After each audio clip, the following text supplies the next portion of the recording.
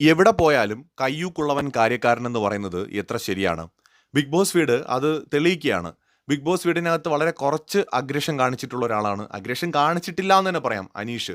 വഴക്കുണ്ടാക്കുമ്പോൾ എന്തെങ്കിലുമൊക്കെ പറയുമെങ്കിലും അങ്ങനെ അഗ്രഷൻ കാണിക്കാറില്ല. ഭയങ്കരമായിട്ട് തള്ളിക്കയറി പോകാനോ അടിക്കാൻ പോകാനോ ചീത്ത വിളിക്കാനോ അങ്ങനെയൊന്നും നിന്നിട്ടില്ല. ഇന്നിപ്പോൾ ഷാനവാസും അക്ബറും തമ്മിൽ ഫൈറ്റ് നടന്ന സമയത്ത് അത് പിടിച്ചു മാറ്റാൻ എപ്പോഴും അനീഷ് ഉണ്ടായിരുന്നു. കാരണം അനീഷിനോട് കുറച്ച് മാനുഷികമായിട്ട് പെരുമാറിയിട്ടുള്ള ഒരാൾ ഷാനവാസാണ്. ഷാനവാസിനോടും ആ ഒരു ഇഷ്ടം അനീഷിന് എപ്പോഴും ഉണ്ട് കേട്ടോ. അപ്പോൾ അതുകൊണ്ട് അവർ തമ്മിലൊരു ഫിസിക്കൽ ഉണ്ടാവരുതെന്ന് കരുതിയിട്ട് അനീഷ് ഇതിൻ്റെ ഇടയിൽ ഉണ്ടായിരുന്നു. അപ്പോൾ രണ്ടുപേരെയും കൺഫെഷൻ റൂമിൽ വിളിച്ചതിന് ശേഷം അനീഷ് അവിടെ ഇരിക്കുമ്പോൾ എല്ലാവരും ഷാനവാസിനെ കുറ്റപ്പെടുത്തുകയാണ്. അപ്പോൾ അനീഷ് പറയുന്നുണ്ട് ഒരു മാനുഷിക പരിഗണനയൊക്കെ കാണിക്കാമെന്ന് പറഞ്ഞപ്പോൾ എല്ലാവരും കൂടെ അനീഷിനെ ചാടിക്കടിക്കുന്നു. അപ്പാനി പൊട്ടിത്തെറിക്കുന്നു.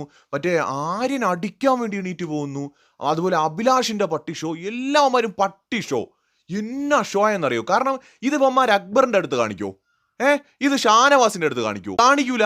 മുട്ട് വിറയ്ക്കും, മനസ്സിലായില്ലേ? അങ്ങനെ അഗ്രഷൻ അവരെടുത്ത് പോയി കാണിക്കത്തില്ല. ഇവിടെ അനീഷ് ഒന്നും ചെയ്യൂല. അനീഷ് ഒരു അയ്യോ പാവം കേസാണ്, മിണ്ടാതിരിക്കും എന്നുള്ളത് കൊണ്ട് അനീഷിന്റെ നെഞ്ചത്തോട്ട് കയറാൻ ഞാഞ്ഞൂലുകൾക്ക് വരെ, അതുവരെ വാ തുറക്കാതെ വായ്ക്കകത്ത് മറ്റേ അമ്പഴങ്ങ കയറ്റി വെച്ചിരിക്കുന്ന ഞാഞ്ഞൂലുകൾക്ക് വരെ ഇല്ലാത്ത അങ്ങോട്ട് രോഷം വരും. അനീഷ് വായിന്ന് എന്തെങ്കിലും പറഞ്ഞ, അനീഷിന്റെ വായിന്ന് എന്തെങ്കിലും വീണ സകല ഞാഞ്ഞൂലുകളും തലവെക്കും. അതാണ് ബിഗ് ബോസ് വീട്ടിൽ നടന്നുകൊണ്ടിരിക്കുന്നത്. അതാണ് പറയുന്നത് കയ്യൂക്കുള്ളവൻ കാര്യക്കാരൻ. മനസ്സിലായില്ലേ? താടിയുള്ള അപ്പനെ പേടിയുള്ളൂ എന്ന് പറഞ്ഞ പോലെ 10 തെറിയും വിളിച്ച് മാസമായിട്ട് നിൽക്കുന്നവൻ്റെ അടുത്ത് പോയി മുട്ട എല്ലാവനും വിറയ്ക്കും. മുട്ട് വിറയ്ക്കുവേ.